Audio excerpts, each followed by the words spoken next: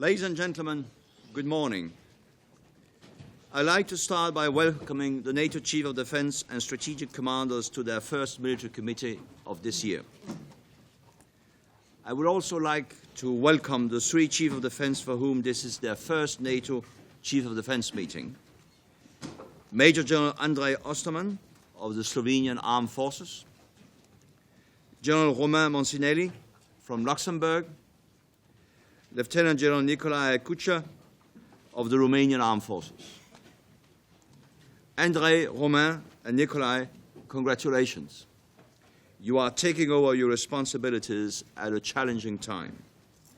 Your input will significantly shape the military advice on the implementation of the Readiness Action Plan, thereby setting the conditions to ensure NATO has the capability and capacity to meet current and future security challenges.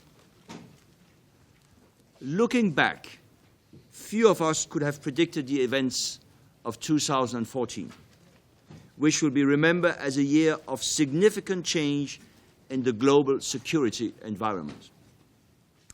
Just 12 months ago, NATO's military main effort was focused on the International Stabilization Force in Afghanistan. This mandate was carried out at significant cost and with substantial success.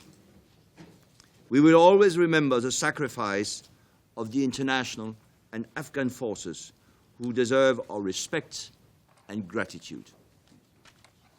NATO has now opened a new chapter in our relationship with Afghanistan. As of January 2015, the alliance is conducting a train, assist, and advise mission in support of the Afghan National Security Forces.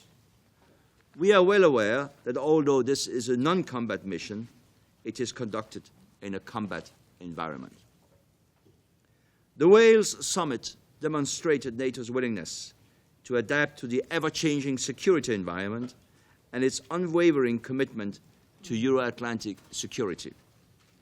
Our heads of state and government, through the summit declaration and Readiness Action Plan, have given their direction and guidance. The political imperative is clear, and there is the momentum to deliver tangible outcomes that are underpinned by military realities. Therefore, the Chief of Defense have come together to provide military advice to the North Atlantic Council on some of the most challenging issues facing the NATO military authorities. Our ability to reconcile differing perspectives and forge consensus across all 28 nations is a reflection of the cohesion and the solidarity within the alliance.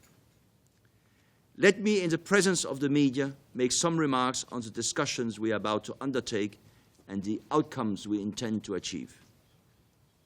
We will start the meeting with an update from the Director of the International Military Staff's Intelligence Division on the strategic threats to the alliance's eastern and southern borders. Russia's illegal military intervention in Ukraine remains a significant cause for concern, while the growing instability in the south compounds the challenges facing the alliance. Challenges that NATO must continue to have the capability and capacity to counter.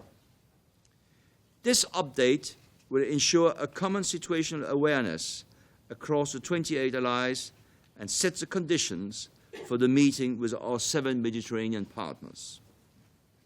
It will also highlight the background for our Ukrainian partners' unforeseen absence.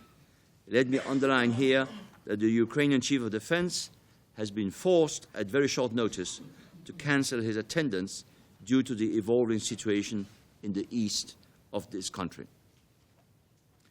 I want, however, to reiterate that the events in Ukraine are shaping our thinking on NATO's security challenges. We have seen in Ukraine the use of hybrid warfare, which combines traditional, conventional, and paramilitary operations, as well as sophisticated disinformation campaigns. At the Wales Summit, we decided how to ensure that the alliance plays its role in responding effectively. This includes improved information sharing, developing exercise scenarios that address hybrid threats, and strengthening coordination between NATO and other organizations. The update will be followed by a session in the Mediterranean dialogue format. This provides the perfect opportunity to enhance our understanding of the regional security challenges that our partners are facing and the potential implications for the alliance. We will hear directly from the Jordanian and Tunisian representative, with all partners providing their insights of this dynamic and evolving situation.